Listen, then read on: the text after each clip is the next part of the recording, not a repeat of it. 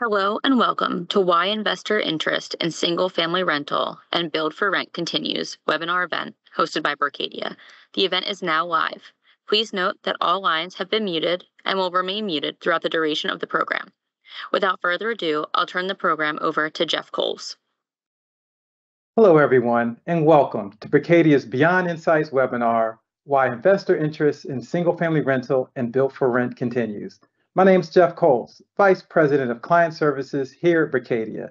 Thank you so much for joining us today as we take a closer look at the single family rental and build for rent space and why there's still significant investor interest in this segment of commercial real estate in 2023. We have the great pleasure of being joined by John Burns, Chief Executive Officer of John Burns Real Estate Consulting. John founded the company in 2021, and it is a leading research firm in the single-family rental space. John and his team provide timely analysis and insight so their clients and subscribers can make the best decisions to drive profitable strategies. Following John's presentation, Mark Forrester, Senior Managing Director here at Berkadia, will moderate a Q&A session with John. However, before I turn things over to John, I just wanted to briefly touch on Berkadia's depth and breadth in the single-family rental and built-for-rent space and how our team continues to be excited to drive opportunities and outcomes for our clients in this space. At Berkadia, we've taken a more coordinated and organized approach to SFR/BFR properties over the past few years, and as a result, have created a specialty resource to be more harmonized in our efforts. Berkadia is one of the early adopters in the SFR/BFR space, and with that, we've been able to garner not only increased interest, but a noticeably diverse range of investors. And we want to make sure we're connecting to deliver the best insights and acquisition opportunities to our clients.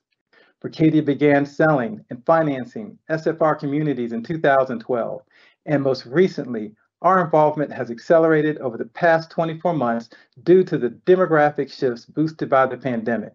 In 2022, Berkadia combined production volume on SFR/BFR assets exceeded $1.3 billion. In total, to quantify Berkadia's SFR/BFR experience, Berkadia sold and financed transactions on behalf of clients in the 20 largest SFR/BFR markets across the United States, totaling approximately $3.6 billion. We are very much a major player in this space and excited to continue our momentum in 2023. With many investors shifting their investment strategies to include SFR and BFR properties, Berkadia's national footprint with unrivaled local expertise has never been more valuable, with presence in more than 65 markets coast to coast.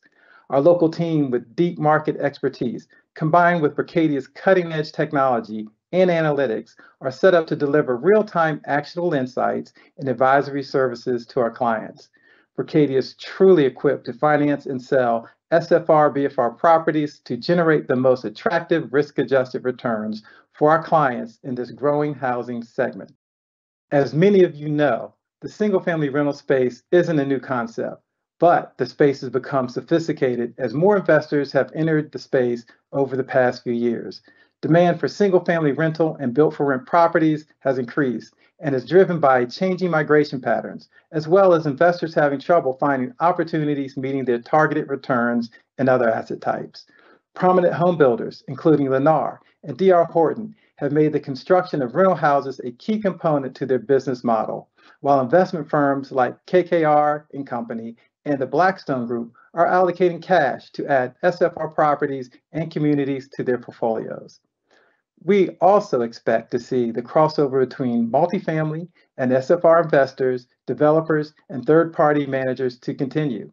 Overall, strong relationships coupled with a broad range of capital sources enable us to develop comprehensive capital solutions that fit our clients' needs.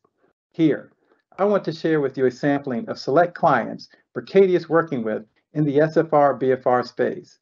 And this list seems to grow just about every day as more investors look to diversify their portfolios and show an appetite for SFR/BFR. Without further ado, I'll pass it along to John Burns, CEO of John Burns Real Estate Consulting and an expert in the single-family rental space, to share his insights on this sector. John, we really appreciate you taking time to be with us today. John? Well, thanks, Jeff. Single-family rental industry is never boring. So let me walk you through just some highlights on what we're seeing. I'll take a little bit less of a data approach and more of a qualitative approach, since the data can't catch up with what's going on as quickly. And if anybody wants a copy of the slides, you could just email me down at the bottom, jburns@jbrec.com, and I will shoot them over. All right. So I hate to be the kind of economist who's going on the one hand and the other, but this is summarizes it pretty well. On the strengths, we have great economic growth still. We got plenty of rental housing demand. In fact, rising mortgage rates creates even more rental demand. The Fed hates both of those things because they need inflation, and rent growth is a huge part of the CPI calculation and a pretty significant part of the PCE calculation, which is the inflation one they use. So that's why he's raising rates. And then on the weakness side, the consensus for a recession is building even stronger, and the Fed is showing great commitment that we need that to happen. And the easiest lever for them to create a recession is the housing market. And the other weakness, as you all know, and Berkadia is the expert in, is the financing feasibility of our industry. So I've got the outline here. Just a quick hit on the banking crisis averted. I think there's a lot more to come. I didn't know it was going to be Silicon Valley Bank, but it was perfectly predictable that there was going to be some distress. I do believe it's going to result in lending remaining very tight unless they come in and really insure everything, and then maybe the banks will get aggressive again. I don't see that happening. Then we've been calling for this for more than a year. It's hard to call for something for more than a year, but we've been saying it would probably happen later this year, that there'd be a recession. It was starting to feel a little bit like we were wrong a month or two ago. Now it feels very strong that we are heading there. The housing demand is definitely there, and it is definitely solid, but if we have a recession, it will slip. So we're forecasting that. We talked about the investment financing. That's the challenge right now. It's just not very feasible. The Fed likes that, frankly, particularly on the construction side, as they would really like to see the construction market slow down. Single family has slowed down quite a bit, but not nearly as much as you would think. And multifamily has slowed down a little bit and remains much stronger than I think or others think. And I think it's all the capital that got placed in land and other things a few years ago that is now moving forward, under a bet that rates will be down by the time the apartment building is done. And then we'll wrap up for the region and then go to some questions. So stating the obvious here, but due to rising rates, all fixed cash flow streams, and I'm saying it this way intentionally, are worth much less than they used to be. And that is just a mathematical fact when rates go up. So Treasury bonds, if you've got a 3 to 6 month Treasury bond, you get to refinance it without a lot of stress. If you have 30-year mortgage-backed securities or 10-year Treasury bonds, you're stuck. Corporate bonds, the home builders themselves are still plowing ahead because they all hit the debt market with fixed rate debt that's not due for a very long time, and it's trading at 70 cents on the dollar.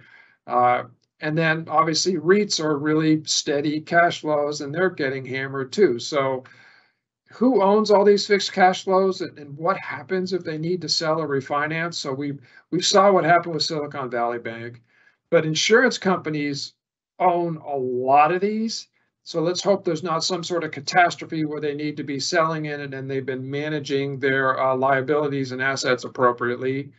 There's retirees, but probably more importantly for you and I is the pension funds for retirement that own a lot of these and may have to sell some debt obligations along the way, hopefully not too significant.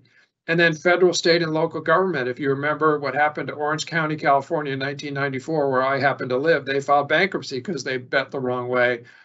There is a lot of distress out there with things not marked to market. And that's probably what's most likely going to cause a recession. This last 2 weeks with Silicon Valley Bank and Signature Bank going down, those two banks, there's only two, but their asset size was the same size as all 25 banks in 2008. Pretty damn crazy. And then, I've been saying this for a while. Nobody wants to hear this. It's starting to play out. Commercial real estate has a lot of fixed rate debt. It's got a lot of adjustable too. But if your NOI is getting hit and your ability to refi is now basically wiped out, we're going to see far more of this. We saw Brookfield go first in Los Angeles, Blackstone in New York, PIMCO saddled with $1.7 billion. I mean, office debt is clearly where the NOI is getting hurt the most so far. So with all this in the background, can you imagine being a lender right now and saying, well, I've got a great real estate deal I want to make a construction loan on. It's got to have a great story or a great location or recourse with a great borrower. This is what Jay Powell wants to see in order to slow inflation. So even though this is bad news, at the same time, this is good news because once inflation slows, the Fed can start dropping rates again. And we expect pension funds and insurance companies who've really allocated a lot to real estate the last few years just to slow it down a lot. And that's what Jay Powell wants too. Let's slow down construction, let's get unemployment up, and let's reduce inflation. So with that backdrop, unfortunate backdrop, but what I think is the most likely situation, we're probably heading into a recession. We're definitely not in one now, and everybody's definition is different. The GDP definition could be literally like GDP grows 3%, but because inflation is 5%, that's a recession. That's not really a recession for your and my business. It's job losses that really matter here. But if you look at 11 of the last 12 recessions, and I'm not counting the little COVID-induced one that was a big one, but it didn't last very long, 11 of the last 12 were fueled by excessive debt. Excessive debt is what causes recessions. Now, 5 of them were just too much government debt. Back in the day when government cared about how much debt they had, they actually focused on paying down the debt when the wars ended. But the other times here, back in 1929-30, it was stocks. Heading into this, the stock market was as levered, margined up to buy stocks as in 1929. We had the Asian flu in 1957, a lot of credit card debt. We had loans to developers in the early 80s and an oil price spike, but loans to developers was the issue. This S&L crisis and associated with LBO crisis at the same time in the early 90s. The tech stock speculation, that was maybe not quite as much debt oriented, but it was certainly excessive equity oriented. And then, of course, last time subprime. So you got to watch the debt and having too much of it. And as a reminder, the Fed interest rate hikes take a while. They take 6 to 18 months to really have a recession impact. We're currently sitting at 12. And here was a reminder from 6 months ago with Jay Powell, like monetary policy does famously work with long and variable lags. So this is what they're trying to do. And we're about 12 months in. So we're continuing to forecast that if everything plays out like the Fed is intending, and has played out in the past when the Fed does this, that we should see job losses.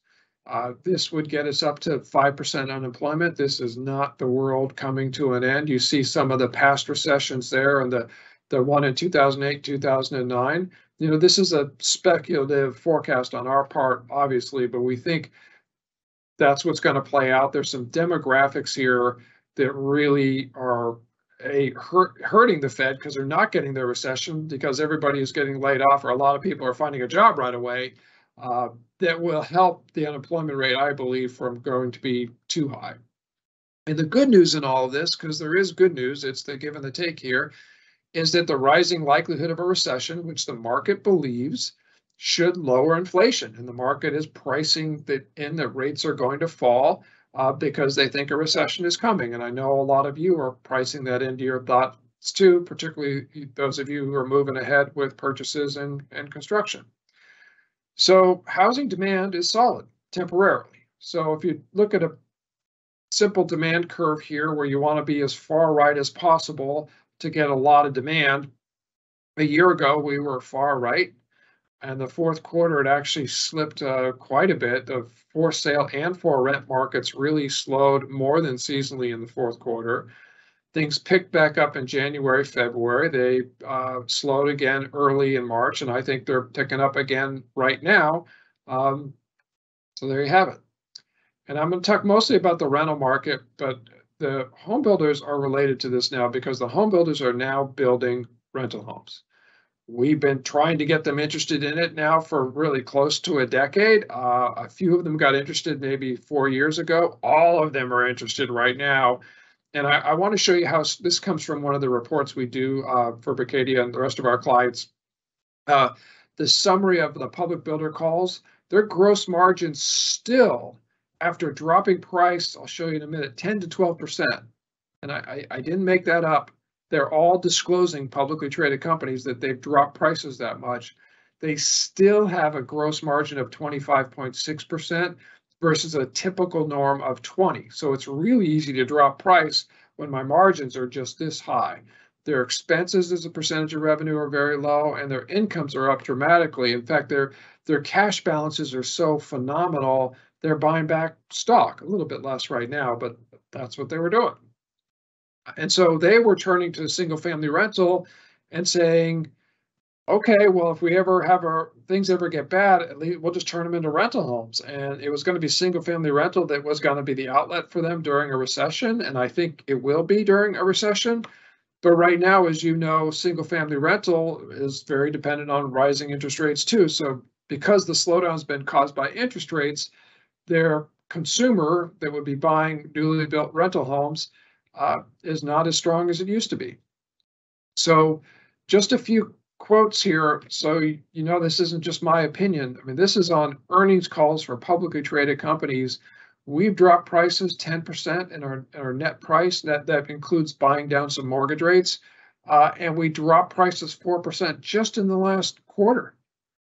So some of the data you're reading about the resale market is that it's down 2 to 3%. That is correct. The home builders are finding a market and getting back to market pricing. And here's Tri Pointe Homes, same thing, 10 to 15% on average just from last spring. So we survey the builders who sell about a fifth of the homes in America each month at the local level. This is what I meant about demand being solid. Sales picked up very strong, 3.4 homes per community. Now, down from a year ago, down from 2 years ago, but that's a much stronger February than usual.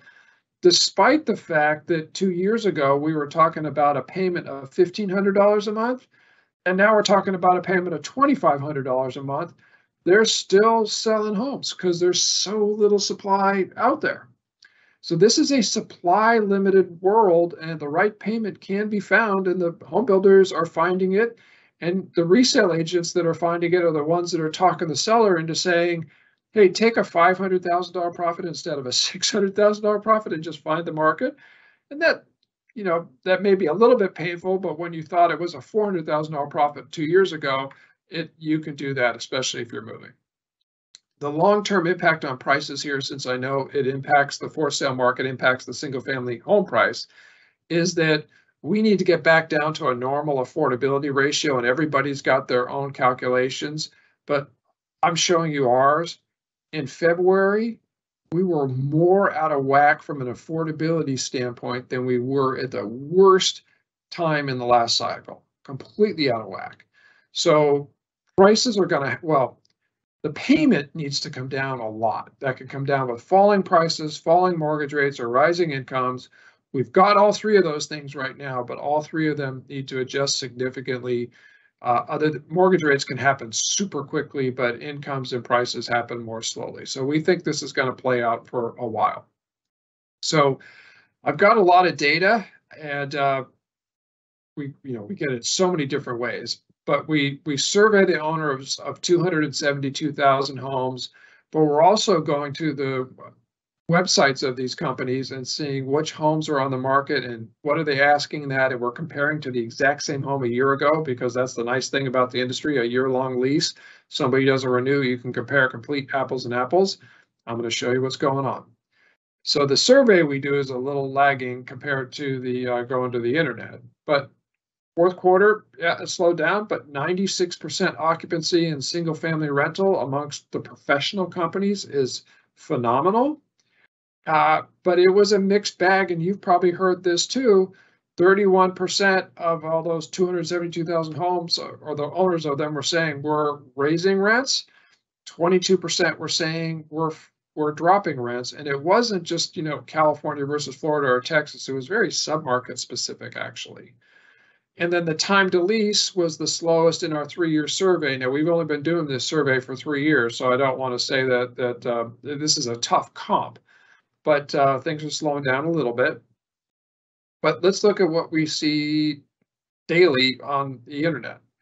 So 42% of homes are listing at higher rents. Back in November, 62%, and we're talking about thousands of homes here, were listed for higher than a year ago. That has fallen to 42% in February.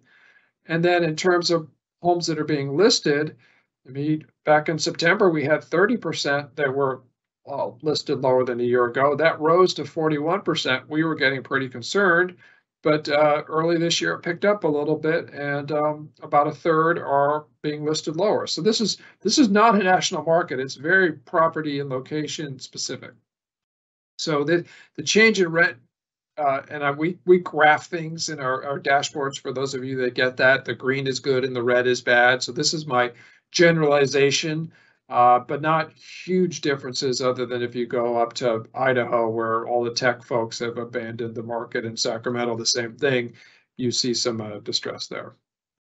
So let's talk about the investment world, which really is Berkadia's expertise, but here's my look at it. So SOFR, secured overnight financing rate, from next to nothing to 4.6% at the end of February. It's a little bit higher now, so it's up 4.5%. I mean, that is a ton of distress on cap rates and borrowing rates, just a ton, as you know. And then on the for sale side, similar story, 3.1% increase in mortgage rates is a huge increase in mortgages. So it's not rental or versus for sale right now. It's really kind of both from an investment standpoint that are getting hit. From a demand standpoint, it favors the rental. So we scrub a lot of data, and I'm going to show you how investors have responded to this. So iBuyers, 78% decline in investment activity in the fourth quarter. The big investors that own 1,000 or more homes, a 79%. So they're basically out of the market at this point. What was interesting to me was we looked at large and medium-sized investors. They're not down very much at all. 4% decline in large, 19% decline in median, a third decline in second homes, and this is the benchmark owner occupants. So really, big investors down a lot more, and iBuyers down a lot more than typical owner occupants. Large and medium-sized investors down even less. I mean, they're moving through this. So one of the things we need to see for build to rent is for land prices to correct. So we regularly survey the largest land brokers in the country, and they told us land prices and finished lot prices in particular have corrected. They've corrected 26% in Northern California, which is pretty significant, but pretty small corrections in other areas. Basically, that's not enough in order to make a deal pencil right now.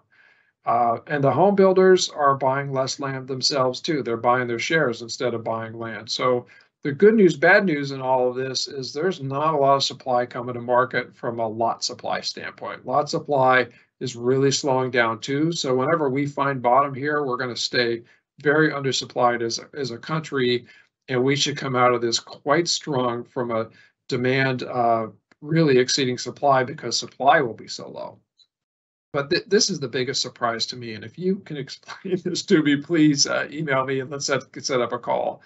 Look at this. This goes back to the beginning of 2016, but this is the most apartment construction we've seen since the 1980s. And despite rising cap rates, rising borrowing rates, the stock market and bond market forecasting recession, we're still pulling apartment permits like never before, almost never before. Really hasn't slowed down. I think this is just going to be a very lagging indicator here. I think this is going to come down pretty significantly. So if you're someone who serves the apartment sector, this is good news for you. If you're a developer, it's not such great news. The demand for materials used in an apartment is going to remain high. We do a lot of work on building material costs. We have a whole building product division with, I think, about 8 or 9 people in it. Anything used in an apartment, the demand's not coming down. Lumber's a commodity, so that's different. And then construction labor demand is going to remain high. It's still remaining high. I've got clients who said, I used to keep 6 crews busy, and now I can only keep 3 crews busy. And I say, well, are you getting some relief on the labor? And they're like, no, it's crazy out there. And then the apartment construction is not really a national story either. It's these 7 markets that are the largest markets that are continuing to grow. Why are we building even more than a year ago in Atlanta, Tampa, Houston, San Antonio, DC, Dallas, and Phoenix? I mean, they are the big growth engine markets. They are the best markets in the country, but we're really adding a lot of supply heading into what the Fed is trying to do, is a downturn. And I thought this quote from Mark Wolf was the CEO of AHV Communities, which one of the build-to-rent developers, one of the first ones in. You're seeing a lot more fiction written in MS Excel than in MS Word. Basically, people are massaging pro formas to make things look great. Our business on the built-to-rent feasibility is down, but not substantially as I would have thought. So I know a lot of people are still looking at things and moving forward because they've already invested a lot of capital. So let's do a quick around the country here, and then we'll go into some Q&A. I'm still crazy bullish on this industry. What's going to happen in the short term has really nothing to do with the industry, except the Fed, we're the tool. But there's only 12 companies that own 5,000 or more homes, and another 18 that own 500 to 5,000. The number of households that rent single-family homes is not that much less than the number of households that rent apartments. Can you imagine if we only had 12 companies that own more than 5,000 apartments and another 18 that only owned more than 500 apartments? This is a very, very infantile industry that I'm extremely bullish on over the long term.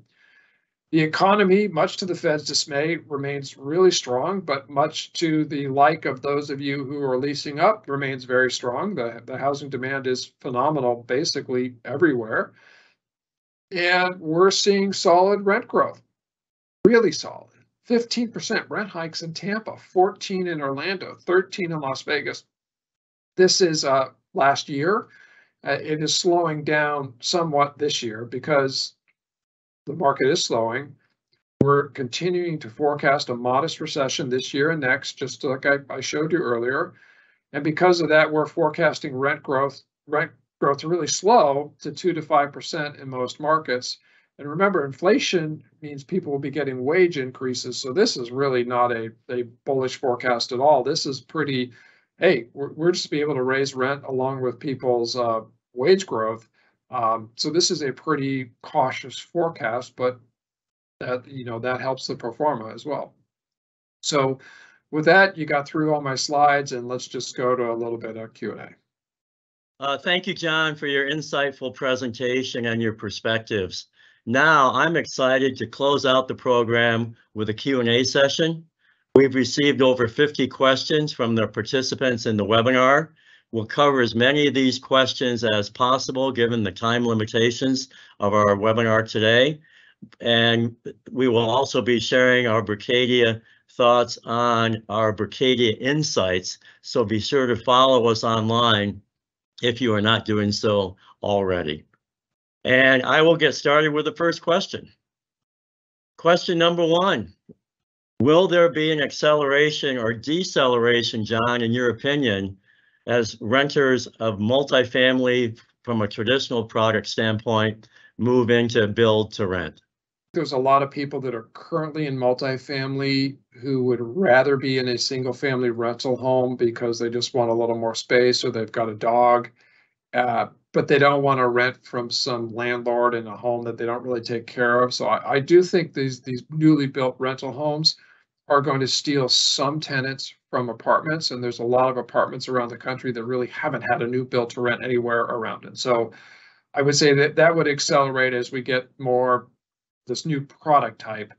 That being said, I think most of this is appealing to people who currently rent an old single-family rental home. So I think most of the demand will come out of older rental homes and even out of older owned homes into the build-to-rent. John, I'd have to agree with you. As BTR does become more available in different markets, it's definitely going to be an attractive offer and option for those who are ready to move out of traditional apartments and multifamily assets into a space which gives them more of a home look and feel for themselves and their families. Question number 2, John, moving out into the next section of our presentation. In your opinion, what's the most overlooked risk in underwriting single-family rentals today? I love that question. Future supply. I will say future supply is the most thing that's overlooked on buying older single-family rentals, because you just assume there's not going to be any. On doing build to rent, we get asked about that a lot, and you just don't know. And I think the biggest overlooked risk, though, is homes that are currently with a homeowner in them coming into the rental market, because we're seeing a lot of that, and homes that home builders are building that you think, oh, they're going to sell that home, coming into the rental market. So what is happening in our resale agent survey, about 10% of the homes, the resale agents told us the seller of the home was the person that was buying their home and needed to sell their prior home. About 10% of the time they were keeping that older home and renting it out because they had a $2,500 mortgage payment and the rent was $5,000. So like, why would I do that? So I think there's some real supply potential there, and competition that people don't think about. John, I also appreciate your insights here. 10% of homeowners keeping their homes for a rental certainly is not a small number, but it does make sense when the rental return is as high as it can be for these homeowners today. Next question, John, from the participants. How has the turmoil in the financial and capital markets recently impacted single-family rentals? I mean, I think when there's turmoil in the financial markets, people just hit pause. And so that's what we see going on is, I'm not sure if I want to do anything right now. Let's just wait and see. There was some of that going on anyway. Let's see how the spring leasing season plays out. So far, it's playing out okay. So, and the ones that really have yet to build something, I don't think it's really impacting them very much. But the last thing I will say, and it's probably early for me to say this because the Silicon Valley Bank thing only happened 2 weeks ago, is that the lending is going to get even tighter. And that's, banks don't aggressively make loans or get competitive with each other when there's a financial crisis going on. They're playing it safe. John, please address a topic that's become increasingly of interest to many people. How much do you feel the dynamics of adding a mixed-use multifamily component and an affordable component is feasible for build to rent going forward? A lot of our feasibility work right now is exactly that. I think we have consultants all over the country that are experts in segmentation on for sale and for rent. And the more you can segment your rentals, the better. So the more different product types you have in a community, the faster you're going to lease up. So getting that right mix, and probably the more interesting thing right now is what kind of amenities do I put in? And so really understanding if you've got a consumer segment in there, they may not be all wanting the same amenities. I think that's an interesting play right now. And we're also seeing more of our clients adopt what we had said in the first place, which was for the build to rent single family rental. The main amenities for that tenant are a garage and a yard. So they're not looking for all the apartment type amenities, a lot of them, except if you're doing a horizontal apartment, maybe that's a little bit different. keep that in mind. You don't need to go crazy with a lot of amenities and built around. John, hey, thank you very much for your insights. We do sincerely appreciate your time. But before we do wrap up this Q&A, anything else that you would like to add for our audience to consider at this time? I mean, I'd wrap this up by just saying, and maybe this is self-serving because I'm passionate about this, is really pay attention to all these things that are going on. And I think nobody's got time to do that except us. So I'll make a plug is that I think we're pretty good at figuring out what's going on for people. We have a lot of clients who things are not working out very well, and they're saying, I get it, but I'm going to hang on with you because you're going to help me find bottom and help me find some partners and get in on the right time. And I think that's the right way to look at this. With that, we'll bring our discussion to an end. A special thanks to John for sharing his valuable insights. As a reminder, a recording of this webinar will be available shortly, along with Berkadia's SFR white paper that will roll out next month. As always, please don't hesitate to reach out to any Berkadia professional with questions or follow-up. She or he will direct you to the right resource to get you the answers and insights you are seeking. We are here for you. Cheers.